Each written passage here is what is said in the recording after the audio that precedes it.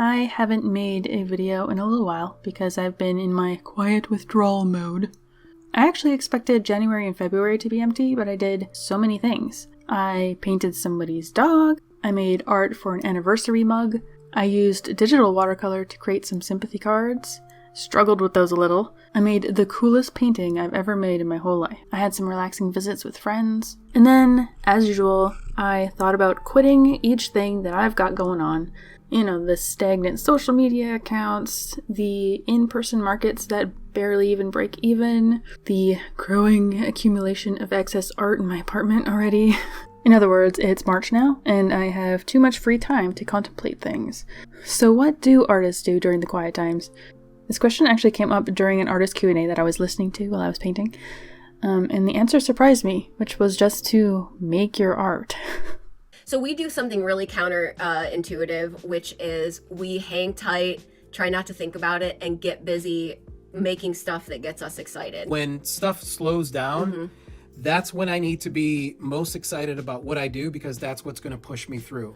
It's refreshing because usually this is where hustle culture pops in to tell us that we're just not working hard or smart enough, that we need to abandon one sinking ship to then jump into the next and the next until we can hit our big break, which doesn't sound like terrible advice at all. It's just unhelpfully vague and stressful.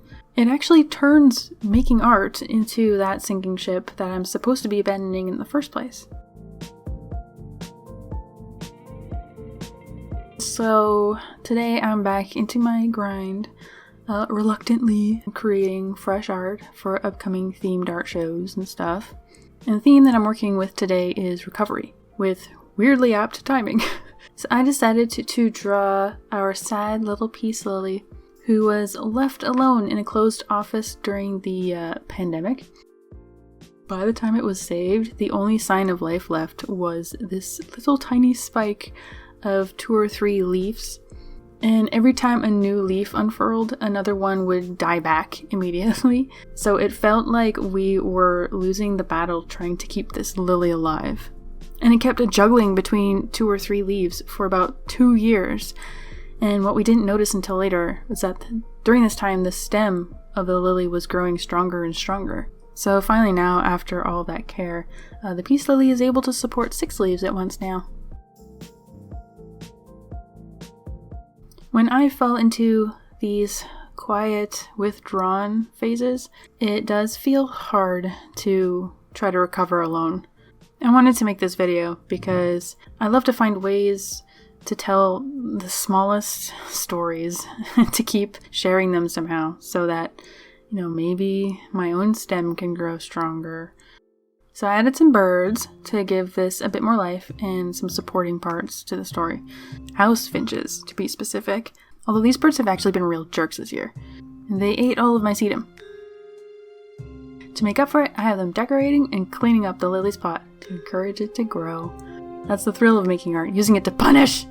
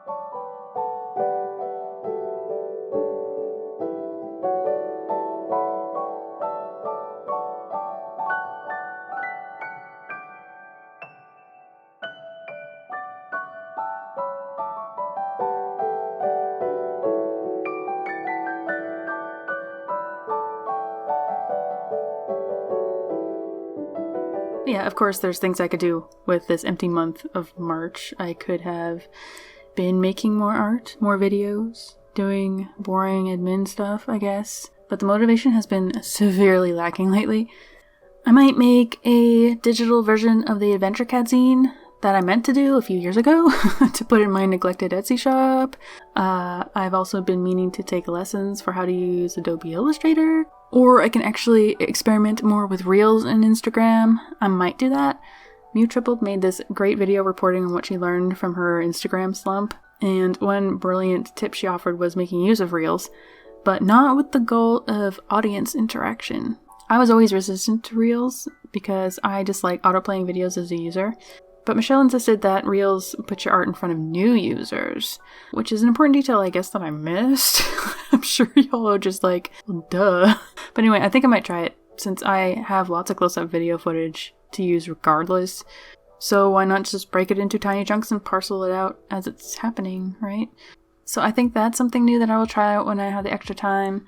There are lots of things that I could do to make myself feel more productive, like sketching, art journaling, playing with my cat, organizing my space, deep cleaning my house, doing my taxes, researching and signing up for events and things, refilling the well, meaning going out and living life so that I have something to paint and talk about, pursuing other hobbies, but most of all I think a good one would be like rest.